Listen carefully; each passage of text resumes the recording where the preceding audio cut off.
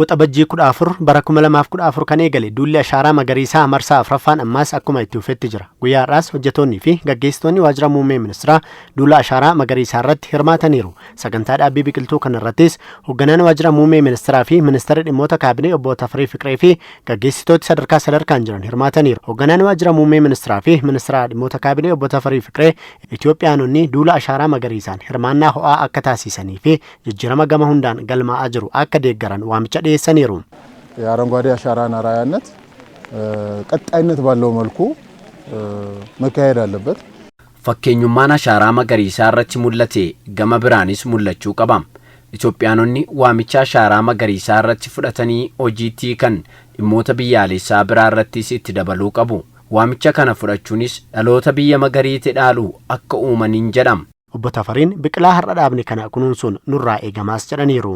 ተክሎችን መትከል መንከባከብ እንደገና ደግሞ የተፈጥሮ ሀብትን እንደገና መልሶ ወደ ትክክለኛውና ጠቃሚ ወደ ሆነው ነገር ማምጣት biqiloota kana dhaabuun dabalataan kunuunsuu qabna yoo kana raawwannu uumama arkuma keenyaan bade kana gara kanaan duraatti deebifnam kanaafis dhaabanii deemuu qofaa miti kunuunsuunis ni barbaachisam. Hirmaattonni sagantaa dhaabbii biqiltuu kanaa gama isaaniin qaamni ganna kana biqiltuu dhaabu martuu kunuunsuus qabaa jedhaniiru. መትከል ብቻውን ትርጉም የለው መንከባከብና እንዲጸድቅ ማድረግ ካልቻልንና ዳቡ ቆፍቲ ሂከ ሂንቀቡ ሀለ ኩኑንሰ isaa irrattis gamanumaan karoorfachuun murteessaadha.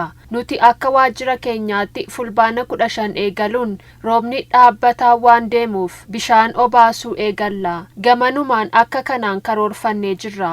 kanneen ganna kana biqilaa dhaaban martuu akkasiin hojjechuu qabu dhaamsa jedhuun qaba. ሁሉም ኢትዮጵያዊ ትውልድ የሆነ ሁላ አሻራውን እንዲያደርግና በየሰፈራችን በሚገኘው ክፍት ቦታ ላይም ለሚን ኢትዮጵያ ሁንዲ አሻራ ኢሳ አከካው ፊ ናኖ ጅራኑት ለፍቲ ዱዋን ካን ጅሩ ታናን አከ መገሪሳ ኡፈቱፍ ሆጀቹ ቀምና ካን አምኔ አሞ አገፍሪፍ ገውት ኩኑንሱን ድርቀመ ኬኛ ሃባኑ hojjettoonni waajjira muummee ministeeraa guyyaa har'aa biqiltuu 10,000 dhaabanii jiru. Yaada muummichi ministeeraa Dr. Abiy Ahmed maddisiisaniin kan eegale duulli ashaaraa magariisaa waggaa 4 keessatti biqiltuuwwan biiliyoona 20 ol dhaabuuf karoorfamee hojjetamaa jira.